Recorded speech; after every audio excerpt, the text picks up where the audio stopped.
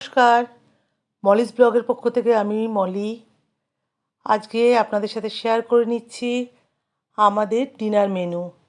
আমাদের ডিনার মেনুতে আজকে ছিল কাবলি চানা মশলা, সাথে কড়াইশুঁটির কচুরি। দেখতে পাচ্ছেন তৈরি হয়ে গেছে কাবলি চানা মশলা আর কচুরি। চানা মশলাটা আমি এদিকে রেডি করছিলাম। কাবলি চানাটা আজকে আমিষই করেছি, পেঁয়াজ আদা রসুন দিয়ে, ধনের গুঁড়ো লঙ্কার গুঁড়ো সমস্ত দিয়ে। এদিকে আমি ময়ান দিয়ে নিয়েছি, ঘি চিনি আর নুন দিয়ে ভালো করে ময়ান দিয়ে নিয়েছি। এখানে কড়াইশুঁটির কচুরির পুর বানানোর জন্য কড়াইশুঁটিগুলোকে ভালো করে পেস্ট করেছি, তার মধ্যে আদা আর কাঁচা লঙ্কা নুন মিষ্টি দিয়ে পেস্ট করে কড়াতে সাদা তেল দিয়ে সামান্য একটু কালো জিরে আর হিং দিয়েছি অল্প আছে, দিয়ে পেস্ট করা কড়াইশুঁটি আর আদা লঙ্কাটা ওর মধ্যে দিয়ে নাড়াচাড়া করে বেশ কিছুক্ষণ নাড়াচাড়া করে নিয়েছি।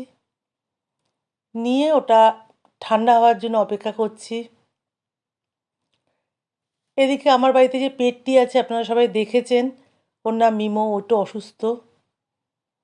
এইখানে ময়াম রেডি। এবার যতক্ষণে মশলাটা ওই কড়াইশুঁটির পুরটা ঠান্ডা হবে, ততক্ষণ দেখলাম চানাটা একবার দেখে নিই হয়ে গেছে কিনা। হয়ে গেছে। এবার আমার দেখছেন ডোটা রেডি হয়ে গেছে কড়াইশুঁটির কচুরির। এবার এটাকে আমি 30 মিনিটের জন্য একটা ভেজা ন্যাকড়া দিয়ে চাপা দিয়ে দেবো। চাপা দিয়ে 30 মিনিট আমি রেখে দেবো, এটা এই অবস্থাতেই।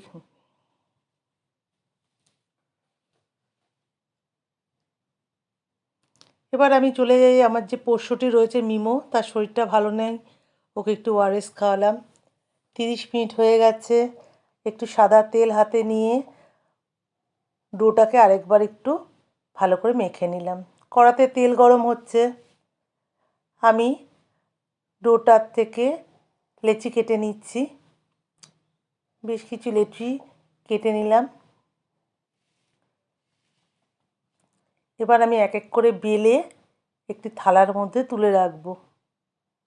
একসঙ্গে অনেকগুলো আমি বেলে নিই, যদি তেলও গরম হয়ে যাবে তাহলে বেশ কিছু ভাজা হয়ে যাবে। যে যখন খায় আমি তখন তারটা ভেজে দিই, কারণ ভেজে রাখি না এই কারণে, আমার ভেজে রাখা জিনিস ঠান্ডা হয়ে গেলে ভালো লাগে না। দেখছেন বেলে নিচ্ছি। বেলে এই দেখুন এক এক করে সুন্দর করে সাজিয়ে রেখে দিয়েছি। এগুলো এবার ভাজার অপেক্ষায়। তেল গরম হয়ে গেছে, ছেড়ে দিয়েছি। এরপর আমি ভাজছি। এক পিঠ হয়ে গেছে, উল্টে দিলাম, আরেকটি ছাড়লাম, ছেড়ে সেটাও হয়ে এসছে। এবার আস্তে আস্তে করে ঝাঁঝরি হাতা দিয়ে তুলে নিচ্ছি, তেলটা ঝরিয়ে। একটু এরকম করে ধরে রাখলে কি হয়, তেল যেটুকুনি থাকে সেটা ঝরে যাচ্ছে। আমি এক এক করে ভেজে ভেজে তুলে নিলাম। দেখছেন কতগুলি কড়াইশুঁটি কচুরি আমার হয়ে গেছে। আবার পরের লটে যে খেতে বসেছে তার জন্য ভাজা শুরু করলাম। দেখছেন কি সুন্দর কড়াইশুঁটি কচুরিগুলো ফুলেছে।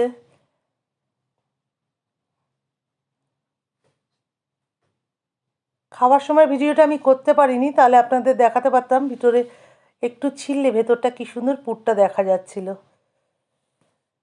এবার পরের জনেরগুলো আমি ভেজে ভেজে রেডি করছি। দেখুন সব ভাজা